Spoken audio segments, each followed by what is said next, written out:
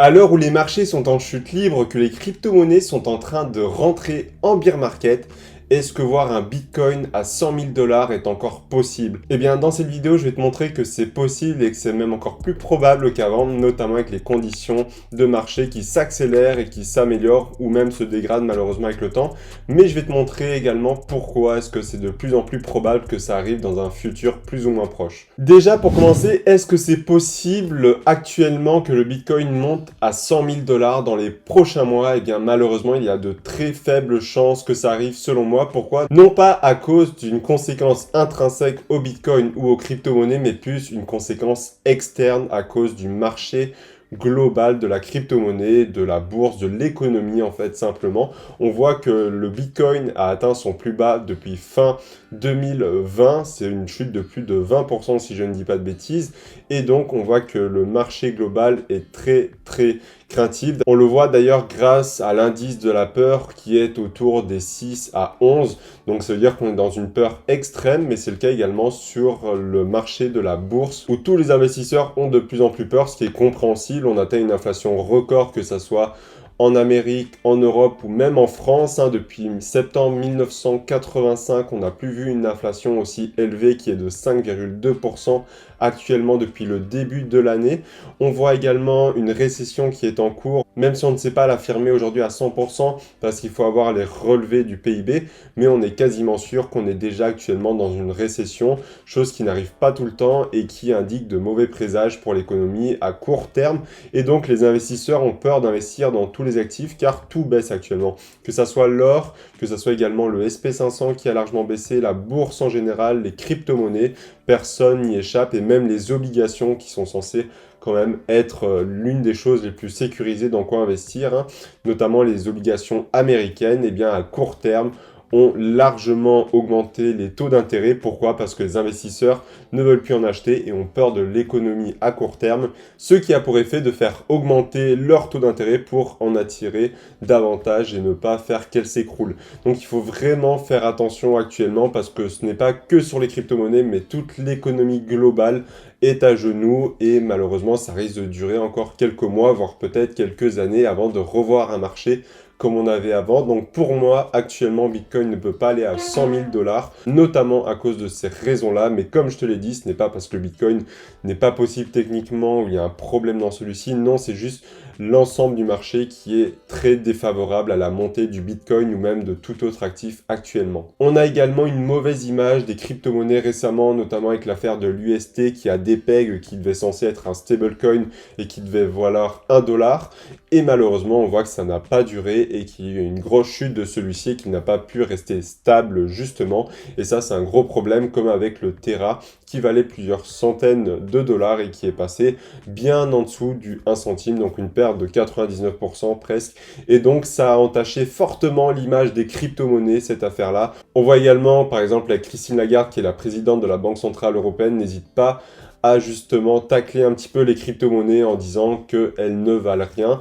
Et on le voit déjà quand tout va bien, quand on est en plein bull run, ces banques, ces institutions-là essayent un peu de décrédibiliser les crypto-monnaies parce qu'elles voient en elles un risque majeur pour le futur, mais en plus de ça, ils en profitent évidemment quand les crypto-monnaies ont un genou à terre. C'est encore plus simple de les achever et de faire peur à la population pour éviter qu'ils en achètent. Donc pour eux, c'est encore plus bénéfique pour faire de la communication autour et surtout de la mauvaise communication pour essayer de les enterrer encore plus puisqu'elles voient ça comme un danger actuellement. Donc pour résumer, on voit une inflation record, on voit une récession qui est en cours, toute l'économie à genoux à la fois avec l'inflation, le prix du coup des actions qui baissent, les crypto-monnaies, l'or, peu importe, tous les actifs sont en baisse, mais quand est-ce que le Bitcoin va-t-il atteindre cette fameuse somme des 100 000 dollars? Eh bien, je ne peux pas te donner une réponse précise de ça sera le X date à X années. Par contre, je peux te dire pourquoi est-ce qu'il y a de fortes chances qu'il y arrive.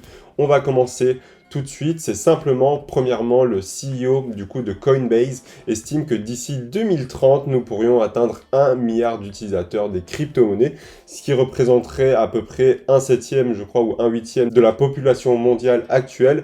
Mais d'ici 2030, je crois que c'est des estimations autour de 1/10 de la population mondiale qui l'utiliserait. Donc forcément, qui dit plus de personnes qui utiliseraient des crypto-monnaies, qui dirait plus d'investisseurs, plus de cas d'usage et donc une plus grosse démocratisation de celle-ci. forcément qui entraînerait certainement des prix à la hausse, comme un petit peu on a vu avec Internet. Alors forcément, il y a eu la bulle de celle-ci avec un crash dans les années 2000, mais à force que Internet soit de plus en plus utilisé, eh bien on a pu voir en fait que Internet et tout ce qui gravitait autour a explosé à la hausse, tout ce qui était l'informatique, la technologie, etc.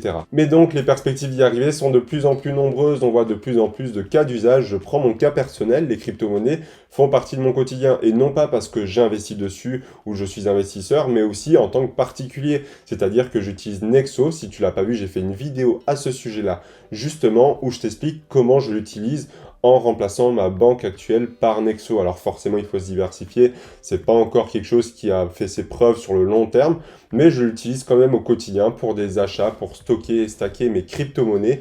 Il faut vraiment comprendre qu'aujourd'hui, tu peux très bien avoir des cas d'usage au quotidien des crypto-monnaies. Il faut juste trouver le projet, le cas d'usage qui va te correspondre. Mais moi, par exemple, Nexo, c'est parfait pour moi qui veut investir dans les crypto-monnaies à long terme, qui aimerait bien voir la démocratisation des paiements avec les crypto-monnaies aussi.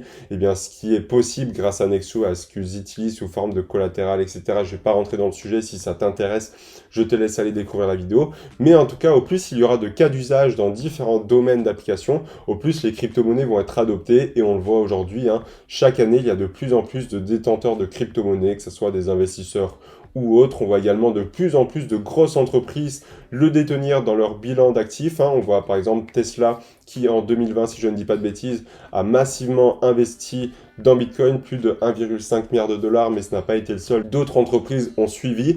On voit également les plus gros moyens de transaction et les plus grosses entreprises s'y intéresser pour vraiment proposer un service dédié aux crypto-monnaies. Par exemple, PayPal va bientôt intégrer la fonctionnalité des crypto-monnaies à son service. Je crois même que c'est déjà le cas pour les Américains, donc c'est en phase de test. On voit Stripe qui va également proposer et qui est très ouvert à la crypto-monnaie, notamment aux entreprises qui travaillent dedans, mais pour les personnes qui souhaiteraient recevoir leur paiement crypto-monnaie, eh bien ça va être possible dans un futur plus ou moins proche. Et il faut savoir que PayPal, tu connais peut-être pas si t'es pas dedans. Par exemple, moi j'utilise avec mes clients pour me faire payer.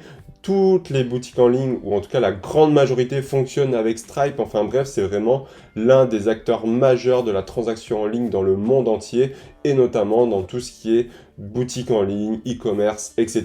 ou même prestation de services pour se faire payer. Donc il faut vraiment comprendre qu'au fur et à mesure que ces acteurs-là, comme Visa, etc., s'y intéresseront, on aura de plus en plus de chances de voir une adoption massive en fait des crypto-monnaies. Et donc forcément le Bitcoin, qui est un peu le leader, a de fortes chances d'évoluer par la suite, même si rien ne dit qu'il sera toujours là d'ici 20-30 ans et qu'une crypto-monnaie n'aura peut-être pris sa place d'ici le futur. Mais également, il faut prendre en compte, en plus de la démocratisation, une bonne régulation. C'est-à-dire qu'aujourd'hui, je pense qu'il manque réellement aux crypto-monnaies d'avoir un cadre légal qui est fixe et propre. Pourquoi ? Parce que ça permettrait en fait à un plus grand nombre, notamment d'entreprises, de s'y intéresser. Parce qu'actuellement, ça reste quand même le Far West au niveau des crypto-monnaies. Et forcément, ça peut faire peur à des entreprises pour l'accepter en moyen de paiement. Ça peut faire peur à des personnes pour l'utiliser au quotidien. Il faut vraiment la réguler en fait, mais de la bonne manière, parce que je t'expliquerai après les limites. Et si c'est mal fait, ça peut vraiment entraîner la chute des crypto-monnaies aujourd'hui.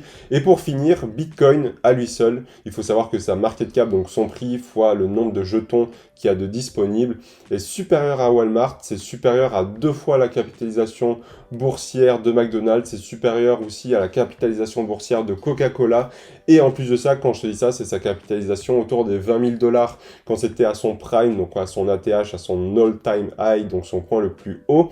Il faut bien savoir que Bitcoin, si je ne dis pas de bêtises, était autour des 1 trillion de dollars qui pouvaient concurrencer avec les plus grosses entreprises en bourse du monde entier. Si aujourd'hui, à l'heure actuelle, Bitcoin serait en bourse, il serait largement dans le SP500, voire même dans le Nasdaq 100 selon moi, histoire de faire une petite comparaison avec des actions ou des entreprises physiques. Et enfin, pour finir, on va parler des limites de Bitcoin, parce que oui, certes, on peut très bien aller toucher les 100 000, 1 million, 1 milliard de dollars, on peut dire n'importe quoi tant que ce n'est pas encore arrivé, mais il y a des limites et ce n'est pas dit qu'on arrive aux 100 000 dollars promis à la fin, parce qu'il y a toujours des possibilités de baisse ou que ça n'y arrive jamais. Par exemple, on n'est jamais sûr à 100% que l'actif va reprendre de la valeur. Ça, personne ne prédit le futur. On ne peut pas prédire à 100% non plus qu'il atteindra cet objectif-là.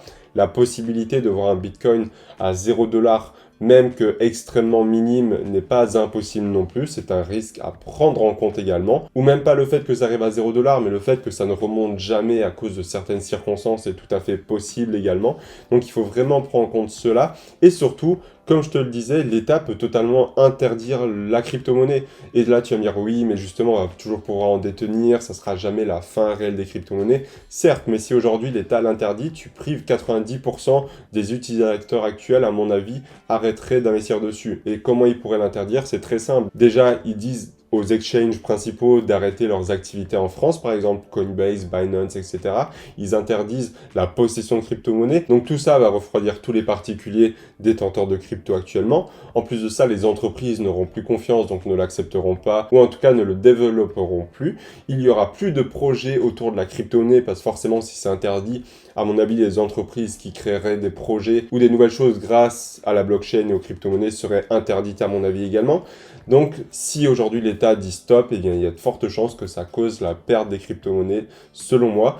Et même si maintenant il y a de faibles chances qu'ils les interdisent, s'ils régulent mal celles-ci, ça peut totalement mener à leur perte également. Les crypto-monnaies, la blockchain est une nouvelle technologie, un tout nouveau moyen. Donc, si ils régulent ça, à mon avis, comme des actifs actuels, comme la bourse ou autre, il y a de fortes chances que ça tue le système également. C'est pourquoi il faut vraiment mettre en place une régularisation extrêmement précise et unique aux crypto-monnaies et à la blockchain. Il faut vraiment prendre en considération les risques et être prudent en fait avec les crypto-monnaies parce que c'est encore un sujet qui est instable et qu'on va voir petit à petit s'équilibrer à long terme ou non. Seul l'avenir ne nous dira. D'ailleurs, si tu veux en savoir plus sur le sujet des crypto-monnaies, je t'ai fait une vidéo spécialement sur le domaine où je t'explique pourquoi est-ce que tu devrais ou non investir dans celle-ci en 2022, ma vision sur le sujet. Je te mets la vidéo juste ici, on se retrouve juste derrière et je te dis à tout de suite, c'était Maxime.